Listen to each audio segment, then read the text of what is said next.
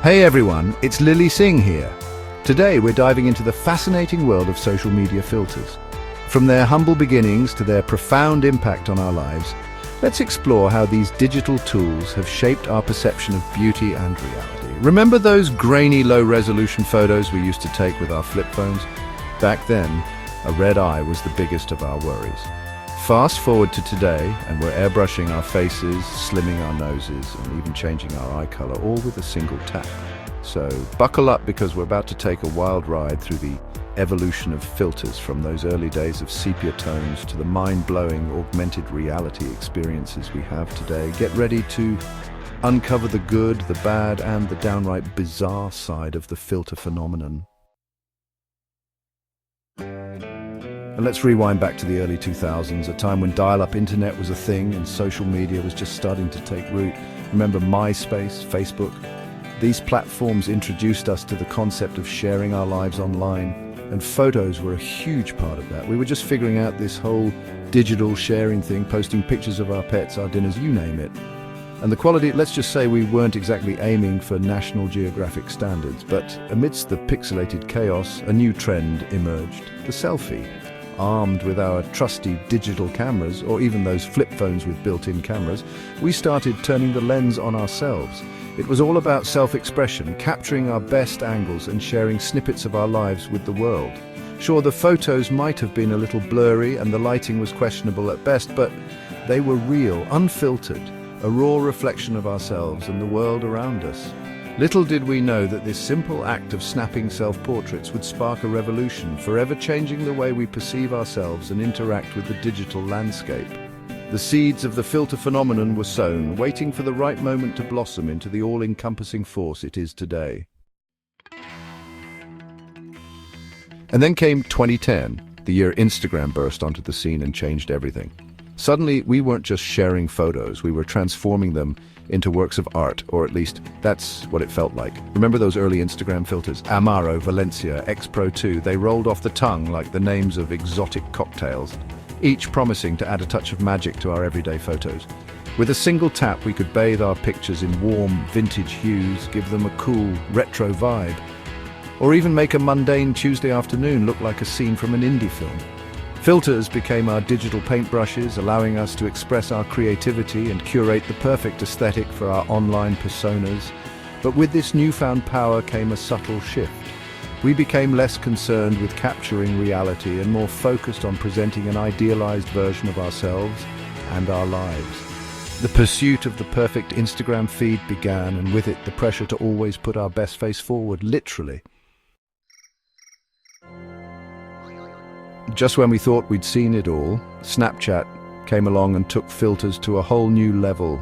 Forget about simply enhancing our photos. Snapchat introduced us to the wacky, wonderful world of augmented reality filters. Suddenly, we weren't just adding a vintage filter to our selfies. We were transforming into puppies, swapping faces with our friends, and even vomiting rainbows, because why not? Our filters were fun, playful, and undeniably addictive. They allowed us to experiment with our identities, express ourselves in entirely new ways, and share a laugh with our friends. But beneath the surface of this playful innovation lurked a more profound implication. The lines between reality and fantasy were becoming increasingly blurred. As we embraced these digital masks, we began to question what's real and what's simply a filter. As technology advanced, so did the sophistication of beauty filters. By the late 2010s, these digital tools had become incredibly powerful, capable of smoothing wrinkles, erasing blemishes, and even reshaping our facial features. What started as a way to enhance our natural beauty quickly morphed into a quest for unattainable perfection.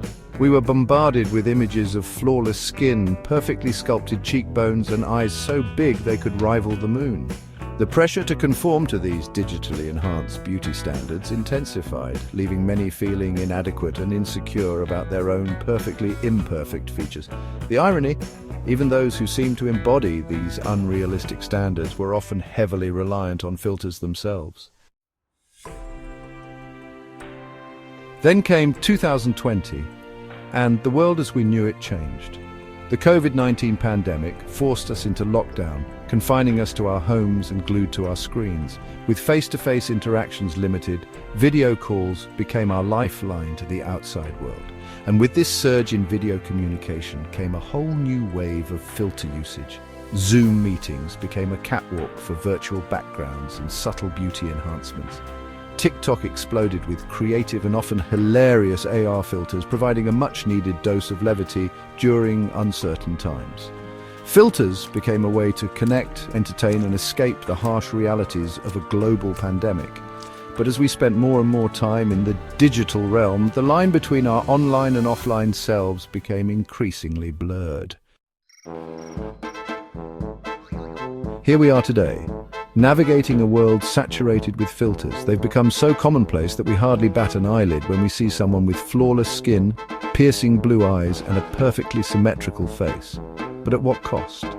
The constant exposure to these digitally altered images has a profound impact on our perception of beauty. It's easy to forget that what we're seeing isn't real, that behind those flawless facades are real people with pores, wrinkles, and imperfections just like the rest of us. This disconnect between online and offline appearances can be incredibly damaging, particularly for young people still developing their sense of self. It can lead to body dysmorphia, anxiety, and a constant need for validation based on unrealistic beauty standards. It's time to reclaim authenticity and challenge the notion that perfection is something to be strived for. So there you have it, folks, the journey of social media, filters from fun enhancements to tools of unrealistic perfection. Remember, true beauty lies in our imperfections. Let's embrace our natural selves and promote authenticity in the digital age. It's time to ditch the pressure to conform to digitally altered ideals and celebrate the unique beauty that makes each of us special. Until next time, stay real and stay beautiful.